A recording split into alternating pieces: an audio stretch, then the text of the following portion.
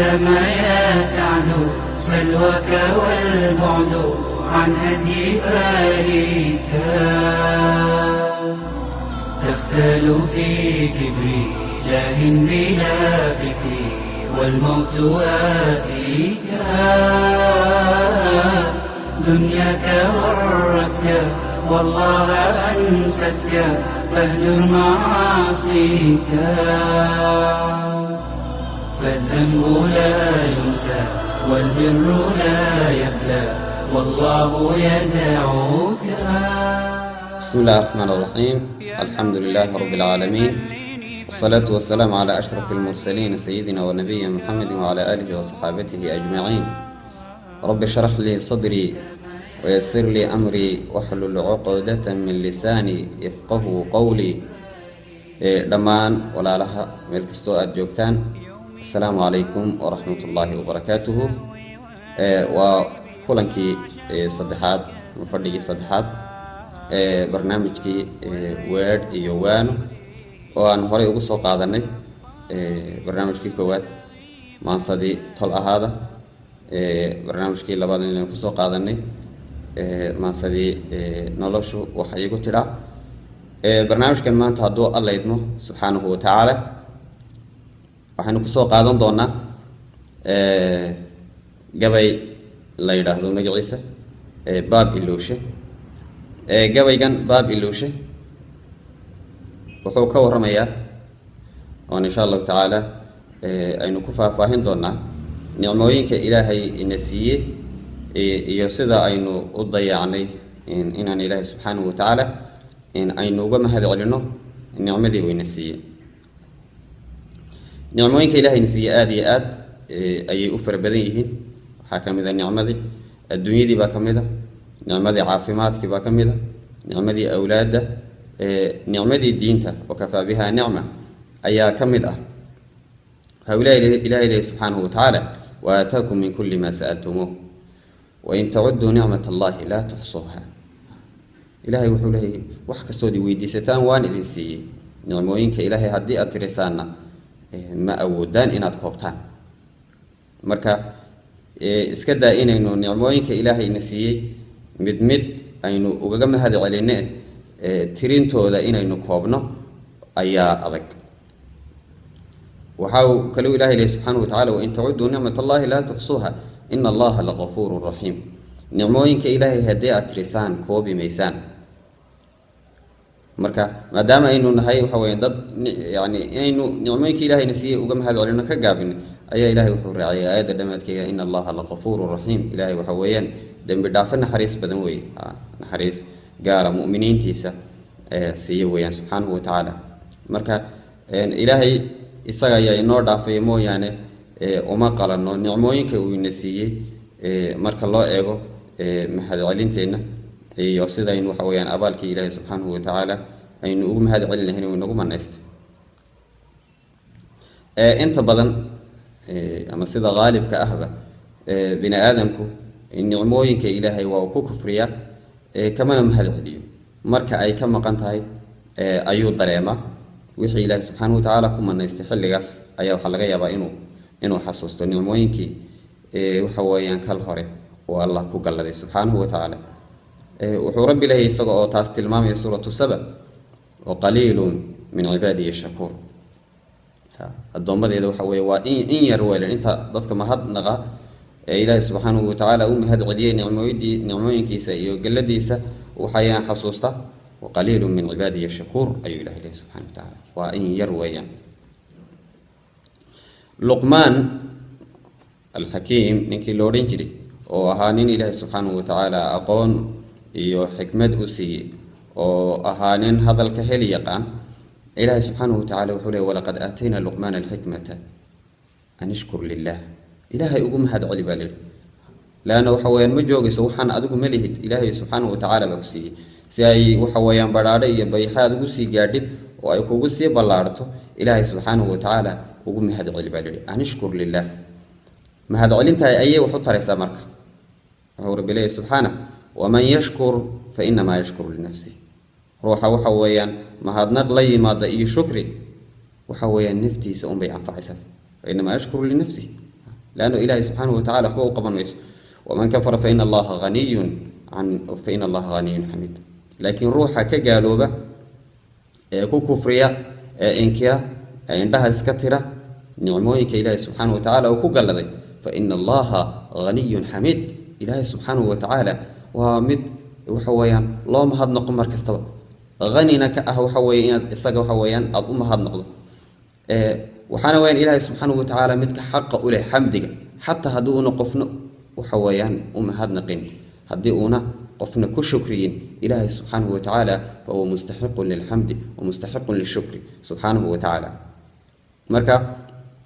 النعموين كاسي إلهي سبحانه وتعالى إنه قال لدي بان قيبك خطابنا إنه وحوين تلمامتين وحكو صعنيسا وروحي وهرت بلايدي يجبك وكل دعي إلهي سبحانه وتعالى دي نفرج أو أفرج مركو ربي سبحانه وتعالى فرج كاسي أفرينا أنا كم هذا علينين أنا حسوسين نبت وكجري جري يسوع الله سبحانه وتعالى وقصاري دبينا وحوين ما حد نقيله كاسب لنا ورشلي هل كان بتكجرتي ما أنتنا waxaad ku jirtaa xaaladan ilaahay subhanahu wa ta'ala iyo baraaraha uu ku siiyay nicmada war ilaahay miyad xasuusatid uu ka qaadi karaa ilaahay wuxuu kugu celin karaa xaaladaadii hore iyo sidii aad ahaan jirtay lagu celinay kuma adka ilaahay subhanahu wa ta'ala wama dhalika ala allah bi'aziz marka gabigu wuxuu ku bilaabay wuxuu yiri baqdimaha markii aan qabnee beerku ololaayo barya iyo waxaan soo tufnaa boqol duco yaable mar haddii badbaadada alliya farajna loo baaso bartibaan ka siinaysanaa baab ilowshe marka dhibaatadu jirto iyo jabku jiro iyo warwarku jiro ilaahay subxaanahu watacaala boqol duco yaable ayaynu soo tufnaa aan ku barina barye iyo waxaan soo tufnaa boqol duco yaable ilaahu ii gargaar ilaahay oo maanta bixiyo maanta oo bixi ilaahay oo sida ma samayn doona boqol balmood mar haddii badbaadada alliya faraj lagu baaso ama laynoo baaso waa dhammaanteene bartii baan ka sii miisanaa baab ilowsha halkii ayaa waxa weeyaan aynu kasii bilownaa baab ilowsha beedka labaad wuxuu yidhi matuduca labaad badda mawjadeedii markay nagu biqlaynayso bixiyowna bixi baan si dhaba hadalka boobna barrigii markaan gaadhne ee boqorku noo heelsho bartii baan kasii miisanaa baab ilowsha haddana ilaahay subxaanahu watacaala markii dhib iyo culays badan jiro ama bad aad saaran tahay ama waxa weeyaan ama diyaarad saarnow ama daabad dhul socoto saarnow ama doon saarnow oo marka ay xaaladdu adag tahay ruuxna ruux kale ducada uma dhiibto sheekhu inoo duco xitaa in la is aamini waayo oo ducada la kala boobo oo ka u yar iyo ka u weyn baasho isku furanto yaa rab in la isa sugo lagama yaabo kolkaa la sheekh hebel ba ducaynay inta kale ha aamusto maxaa yeelay dhibta taala iyo culayska soo kordhay ayaana saamaxayn in la isa sugo marka nin kastaba khadkiisa ilaahay buu ayuu toos ugu xidhanaya inuu soo maro way yar tahay waxa weeyaan khad awliye iyo waxa weeyaan yaabotooyin inuu baryo oo xaggaas ka soo wareego way yarta dhibta xaqiiqada amarkay jirto waxa weeyaan ilaahay waa toos loogu booda waxa uu leeyahay subhanahu wa ta'ala wa idha ghashiyahum mawjun kadhulali da'u Allah mukhlisina lahu ad-din فلما نجاهم إلى البر فمنهم مقتصد وما يجحد بآياتنا إلا كل ختار كفور marka waxa weeyaan badaas iyo qarqoonka iyo culayskaas jiri ilaahay wuxuu leeyahay subhanahu wa ta'ala da'u Allah mukhlisina lahu din ilaahay waxa weeyaan iyaga oo waxa weey u baraxtiraya diinta iyo baryada iyo ducada bay ay ilaahay barya laakiin falamma najahum min al-barri ayat kale ilaahay wuxuu yiri idahum yushrikun halkii ayay ka sameeysanayaan baab ilowsha tuduca qaybtan xiga isagu wuxuu ka warramayaa dhalinyarada oo xilliga dadku ay ugu boodbood iyo bacbac badan yihiin xilliga ay ugu gefka badan yihiin xilliga waxa weeyaan akhtaada ay ku dhacaan ciilka iyo ciilkaambiga waxa weeyaan ay la yuuraraan waa waqtiyada qofku guushana uu xaqiijin karo guul daraduna ay ku iman karto weeyaan kan la soo koobo marka qaybtan waxaynu kaga warramaynaa dhalinyaro inta badan ilaahay wuxuu ku ibtileeyay ama dhamaanteen baa waxa weeyaan inuu ku ibtileysanahay marka dhalinyaro leeyahay rag iyo dumar way isku imtixaaman yihiin ilaahay subxaanahu wa tacaala inaynu isku maqanahay waa ogaayo jid wanaagsan bal sameeyo waxa la yidhi waa hal la guursadaa la yidhi وأنكحوا الأيام منكم والصالحين من عبادكم إن يكونوا فقراء يغنيهم الله من فضله النبي صلى الله عليه وسلم من استطاع منكم الباءة فليتزوج ولا دهرج لي ولا يدان يوحى ماشن دبتن تالو حرير بول كاسه لقى قلب بلا يبول كي كان كقلب مركا هوش ياسي أنت مركا قيسني ماذا لقاعدين أخطاء فربضنا دعضة حمان تله فاحشة له زينة له qofku xilligu uu ku dhacayo uu indhalaayahay shaydaan baana wata laakiin marka uu culaysku soo baxo dhibta xaqiiqadu timaado ceebtu soo korodho qofkii in yar uun iimaan lahaa culays badan ayay ku noqotaa ilaahay oo maanta uu iga asto ilaahay oo maanta uu waxa weeyaan hawshan faraj iga bixi aad ayuu ilaahay u baray ilaahay oo been ka dhig ilaahay riya ka dhig wax kasta oo yaani culayska uu iskaga dejinayo oo naftiisa uu ku samirsiin lahaa oo ku sheekaysta haddii ilaahay subxaanahu wa tacaala u gurmado oo hawshaasi maanta uu ka kala furfuro oo waxa weeyaan faraj loo bixiyana waxaa laga yaabaa berrihan uu haddana gabadh kale ku noqdo waxaa laga yaabaa gabadhina inay haddana wiil kale halkii ay ka bilowdo ilaahay shalay bixiyeen ay xasuusan weydo marka waxaan idhi marka aan wax soo bi'inna bilista ceebayno bunduqaa markuu siibtay ay baladu soo yeedho allow maanta yaa baajiyay tahay baroortaaye riya iyo ayaa been ka dhiga nabarkan soo buuran hawo iyo ayaa buuf ka dhiga bararkan soo yuuban way kala boqolaa naftiya badanku soo jeede marka uu allah kuu baxee faraj lagu baaso bartii baad ka sii miisataa baab ilowshe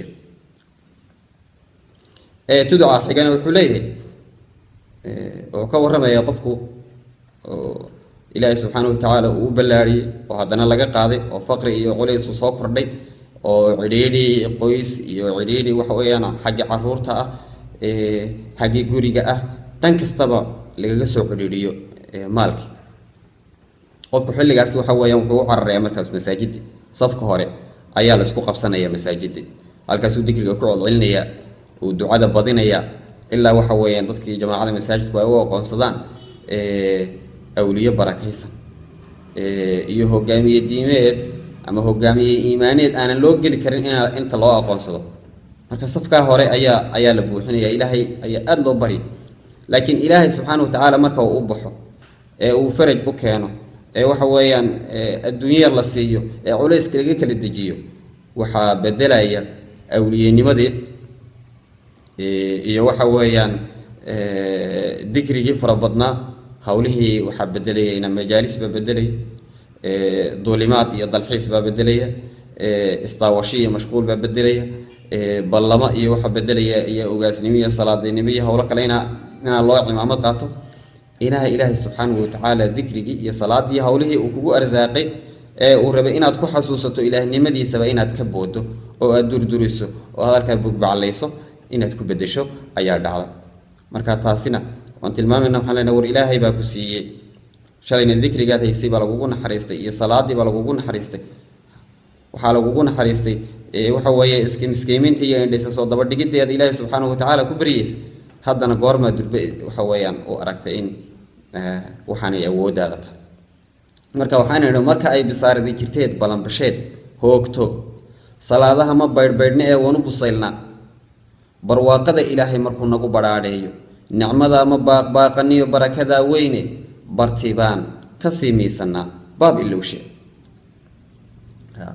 bisaarad markii jirto salaadaha la baydhbaydhi maayo laakiin barwaaqada ilaahay marka uu keeno nicmadaas baaqbaaqan mayne bartii baan ka sii miisanaa baab ilowshe waxa uu ilaahay subxaanahu wa tacaala yacrifuuna nicmata allaahi uma yunkiruunaha nicmooyinka ilahay way garanayaan laakiin waxa weeye indhaha laga qabsanaya waa awood waxaa la sheeganayaa waxa weeyaan waa awood ilaahnimo yar weeye qofku markuu nicmooyinka ilaahay au aqoonsan waayo qaybtan yar ama tuducan xigana waxaanu kaga waramaynaa dhib kale oo isna jira oo ahaa qofku waxa weeyaan caafimaadka ilaahay baa bixiya waana nicmooyinka ilaahay ugu waaweyn nicmataani maqbuunu fiihima kathiiru min annaas nabiga sal ll slam xadiiskii macnihiisu ah الصحة والفراغ أيو نبي كتر ما صلى الله عليه وسلم حديث كلف ذيك سوساسها معنيهسو أما معنيهسو مركا وقت وقف بكو إلهي أدب أبريا إلهي إنه عافيمات أسود دجي لكن مركا العافية النعمة داسي خصوصا ما إنه كم هذا لي هالكيسي هو أيو كسب لا مركا قيبت أنه هيكور مثلا لنا عسير لا شك من ذا وحولي بوكانشيف مركي آته بدن كنا فوبو بحنانية مركات قوستي بابها تهي كالبو وحكو بيرشاء ويدا إيا بانا إيا عاون رجدي ضبيب كنا بستهي بوغ لحريتادو عافيمات بلاشا مركو بقركو كوكينو نعمة ما باقني بركذا وين برتيبان كسيمي سنة باب إلوشي قيبتا نوحوليه بوكانشيف مركي آته بدن كنا فوبو اختارك الله قدو اي أترفاضو بحنانيو markaad quusatay baabah tahay kaalmo dadku caawisa quus ataaganta wax ku biilsha aad weyda iyo baana iyo caawin rajadii dabeebkuna bas tahay buug la xiraytaadu caafimaad bilaasha amarku boqorku ku baaso nicmada ama baaqbaaqaniya barakada weyna bartiibaan ka siimisanaa baab ilowshay إلهي سبحانه وتعالى مركو امتحان أدون كيسي وحويان أيوب إلهي سبحانه وتعالى وحولي إنا وجدناه صابرا عنه هل وحويان إنه يهي أضون صمر بضن نعم العبد أي إلهي سبحانه وتعالى مركو كتر معامل لقب كاسب لسي نعم العبد إنه أواب إلهي سبحانه وتعالى مركو الصبر كيسي درتي iyo soo noqoshadii ilaahay uu soo noqonayay ayuu ilaahay subhanahu wa ta'ala ku siiyay oo ugu manaystay ni'matu sihhati wal aafiya waxa uu ilaahay subhanahu wa ta'ala isagoo ka warramay ayub wa ayuba idna da rabbahu anni massani ad-durr wa anta arhamur rahimin tasbu ilaahay u bariyay ya rabbi buuri xanuunka iyo dhibta way taabsatay buuri wa anta arhamur rahimin aduguna waxa tahay waxa weeyaan ka ugu naxariista badan kuwa naxariista فاستجبنا له بالله المركبة وتعطيبية فادي مركبة وأنه أجبنا به فكشفنا ما به من ضر وحنكفي نوحيها يستيئة وحويان حنونها وآتيناه أهله ومثلهم معهم رحمة من عندنا وذكرى للعابدين أكاس وحويان وين أدخل شنجر هوسمرس وذكرى للعابدين وحويان أي حصوص يكون يشاء الله وحويان ضدك إلهي سبحانه وتعالى كحرا أي درسي وي ودرسي إن لقبرته مدن ويان قيبتا أما تدعو عن تدعو عوضا بيكي كهري إصابنا وحكو الرمية مركو قفكو قورسدو ونرش قوركو كعسو بيهي حالة داسي waxyaabaha ugu badan ee jacaylka qofka uu guursaday iyo farxadda guurka ka soko waxyaabaha ugu badan ee ehelkiina ay ka sugayaan isaguna uu rajeynayo qofta uu guursadayna waxa weeyaan ay ku haminayso waxa weeyaan inuu ilaahay ilmo kala siiyo way yani kama wado waxa la isku guursadaan ilmo kaliya laakiin waa waxyaabaha ugu waaweyn oo qoysaskaas ku sii hayn kara labada qofna jacaylkooda ka soko ay waxa weeyaan ay ilaahay subhanahu wa ta'ala ka rajeynayaan haddii ayna suurtagelin dadka qaarkood ba inay hadafka ilmo u guursadaan laano in waxa weeyaan kaalmo iyo caawin buu u baahan yahay waa miskiin waa adoon bari markuu weynaado qof caawiyo u baahan yahay marka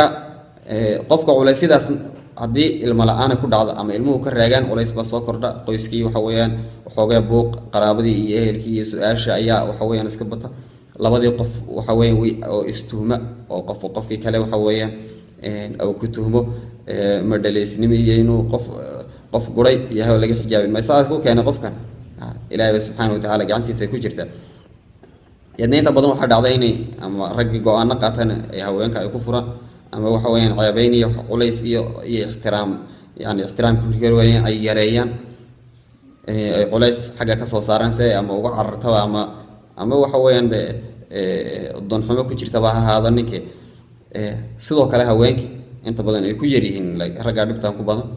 haweenku inay ka cararaan ragga way yarihiin ragga badana markii waxa weyn ilmuhu iman waayo orodku ku badan yahay marka qaybtaanu kaga warramay culayskaas iyada uu jira hadii ilaahay faraj ku bixiyo 5 sano ama 10 sano ka bacdi ilaahay ilmo ku siiyay waa awooday adigoo wad qusatay lagu yiri Ilaahay subhanahu wa ta'ala ku siin kara dad baa 10 sano 15 sano iyagoon ilmo lahayn Ilaahay si dad baa 20 sano ka bacdi la siiyay marka hawshan waxa weeyaan hawl Ilaahay subhanahu wa ta'ala gacantiisa ku jirta Ilaahay wuxuu leeyahay subhanahu wa ta'ala lillahi mulku samawati wal ard yakhluqu ma yasha yahabu liman yasha'u inatha wa yahabu liman yasha'u dhukur Ilaahay adduunkan cirkiga dhul iyo inta u dhaxaysa isaga iskale ruuxu doona Ilaahay subhanahu wa ta'ala wuxuu siiyaa aan haween ayaa lagu arsaaqaya ay dhidig ruuxu doona Ilaahay subhanahu wa ta'ala wuxuu ku arsaaqaya waxa weeyaan rag ayuu siinaya wiilal ayuu siinaya Ilaahay subhanahu wa ta'ala lab ayaa la siinaya hadduu doonana Ilaahay subhanahu wa ta'ala aw yuzawijuhum dhukranan wa inatha wala isku barxaya hadii la doonano rag iyo dumar baa la siin haddii uu Ilaahay subhanahu wa ta'ala doonana wayaj'alu man yasha'u aqima ruuxu doonana hadduu doono Ilaahay subhanahu wa ta'ala wuxuu ka dhigi karaa bila ilma ayuu ka dhigi karaa markaas ku soo duba hawsho waa hawl Ilaahay gacantii ku jirta ceeb iyo waxa weeyaan fadeexad qofkan u gaaro wato maaha wax la isku ceebeeyo maaha oo sabir iyo baahan waxa weeyaan in Ilaahay subhanahu wa ta'ala loogu dhawaado laana ilmaha hadii lagu siin lahaa ma ogid inuu jingeesala noqon lahaa dib ku soo kordhin lahaa marka xaaladaada iyo siday ku wanaagsan tahay Allah og sida uu ku qadarina qadarka Ilaahay subhanahu wa ta'ala ku sabirsano weeyaan marka wuxuu yiri bil'aan iyo markaad guursateed nolol bilaabayso waxa maanka ka buuqiye bila ku naafeeya indha ubadka ku buuxiyo farax balweysaane mar hadday sabaaqdaan mudooy bixintu ka raagto boholyow dhalaan baan jiroon laga bogsoonayne gacalkiyo bahdaadan su'aal badan ba ka dayne maxaa reer ka soo biirayba laga baxayn jeere bilyan jeer ayaad ciil tidhaa yaa bir kugu jeexa baxarkani ayaa keenay baad talo ku baahdaye baga guurkii aad soo tidhaad dib uga booda baga guurkii aad soo tidhaad dib uga booda hawsha shalay aad ku faraxsaneed ayaad waxa weeyaan ayaad dib uga booda weyn barnidaad aroostaa tiraa waan bedelayaa bacawgaad ishiisii tiraa waa mid igu beegan kusoo buruurtay xaajadu dhankaa adi lagu baydhe tuunkuna dhankaagii u baday biyaha kaa liita boqolaal dawooyina mar kale guriga soo buustay kolba beled shisheeyaa u duul una burhaan raadso marna sheeg islaanta bugtiyo eedbam oo kala ah marna tiri balaayaan qabaa aan wax lagu beerin waxa burush wanaageed ku tira bedow xishoonayne adigoo xalkii baafinoo bacad ka meeraysan bixintii Ilaahay markii faraj lagu baaso ee baariyaa lagu nastiyo ubad lagu buuxsho nicmada ma barakeysatida mahad bakhayl heedhe bartibaad ka siimiisata baab ilowshe taniyo intaynu insha Allah ta'ala ku kulmi doono xalqada tan xigta waxaan idinkaga tagayaa dumtum fi ri'ayati Allahi wa hifdhihi wassalamu alaykum wa rahmatullahi wa barakatuh من سكري في آخر العمر